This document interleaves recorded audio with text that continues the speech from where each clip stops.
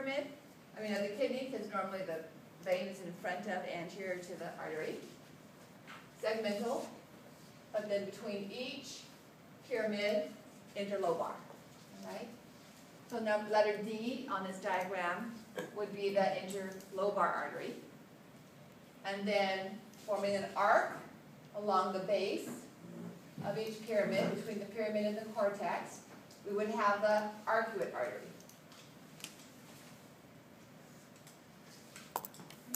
Now extending at right angles to the arcuate artery out into the cortex are interlobular, or if you prefer, cortical radiate, meaning they radiate out. Sometimes it's easier for individuals to call them cortical radiate than trying to remember interlobar and interlobular and keep those straight. So these are at right angles.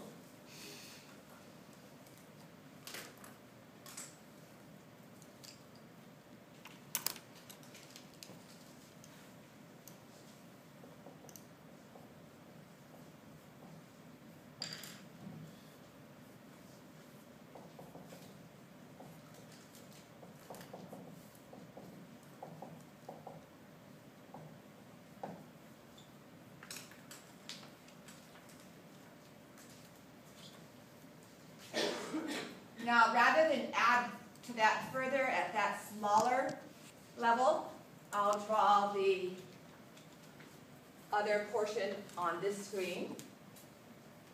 And I'll just start right here. So this is my arcuate artery. The arcuate veins, by the way, are going to travel with them.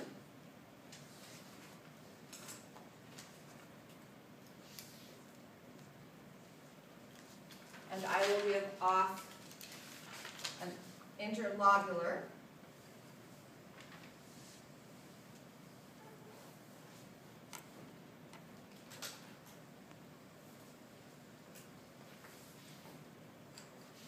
And then coming off of the interlobular, let me label that.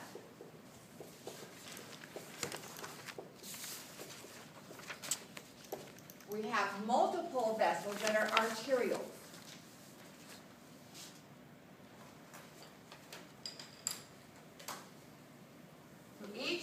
Arterial is going to come off, form a tuft of capillaries, around which is going to be formed the Bowman's capsule. So that's coming past the... So it's coming off the interlobular artery. Is it going through the arcuate artery also? It's coming, so this would be arcuate. Okay. Then it goes up the interlobular. Right, so it's coming from, it bypasses into the arcuate artery and continues Right. through. So if we start with our blood flow, we have renal artery through segmental to interlobar, right, to arcuate, to interlobular, or the cortical radiate, and then afferent arterial. When we talked about the nervous system, what did afferent mean? Going towards or going away from? Going towards. So the structure that this is going towards is the ball of capillaries.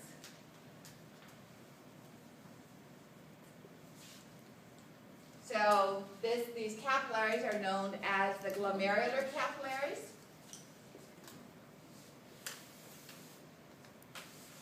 Or as a single noun term, the glomerulus.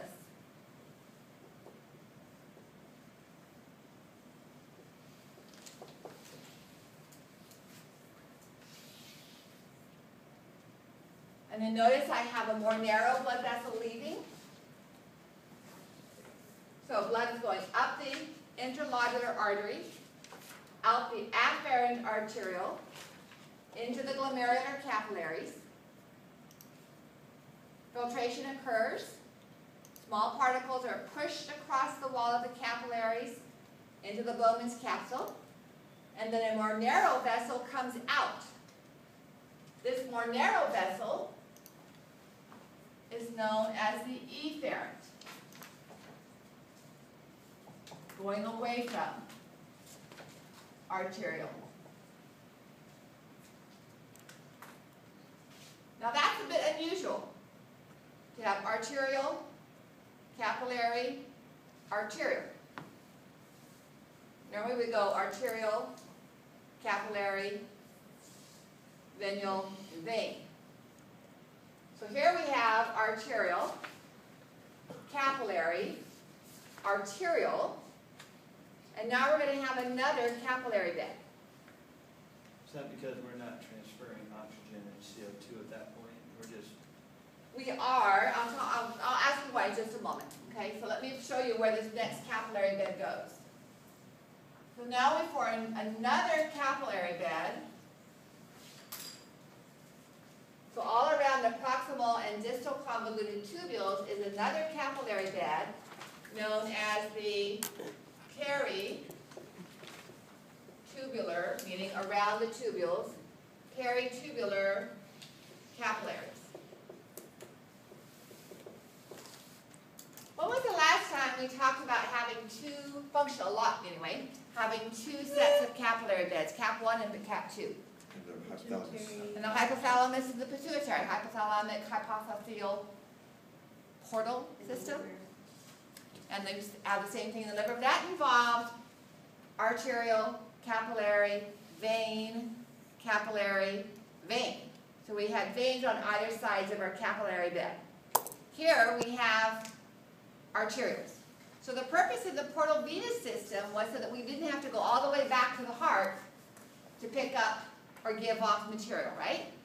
We could pick up hormones, releasing factors from the hypothalamus, and dump them out the second capillary bed in the pituitary gland without going to the heart and back again. In the digestive system, when I briefly mentioned it, we picked up nutrients in the small intestine, in the first capillary bed, and dumped them off in the liver, in the second capillary bed, without having to go to the heart. Why do you think we have two capillary beds here? Surrounded by arterioles instead of veins. What are arterioles important for? Blood pressure. Notice the diameter. The first capillary bed, the first arterial Pressure's going to rise. is smaller, and the second arterial is more narrow. So you're exactly correct. So if we look at this view right here,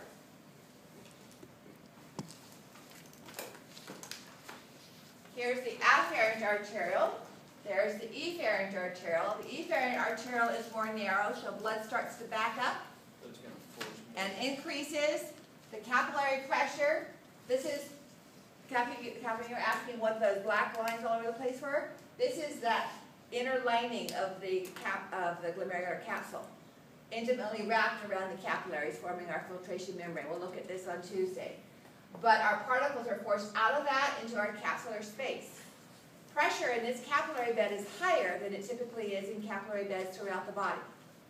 And that's our filtration force. What if the blood pressure is too high? Body's pressure is way too high. What would we do here to modulate that? Narrow the afferent arterial and dilate the efferent arterial. Okay? Let's say somebody is dehydrated.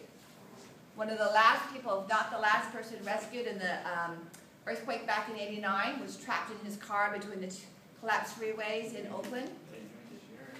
And he ended up dying because of renal failure. But as he became dehydrated, what do you think his arterioles were doing to maintain pressure? Dilating the afferent and constricting the efferent. So releasing less. Because arterioles have smooth muscle.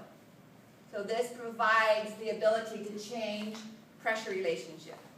The first capillary bed is where we do filtration.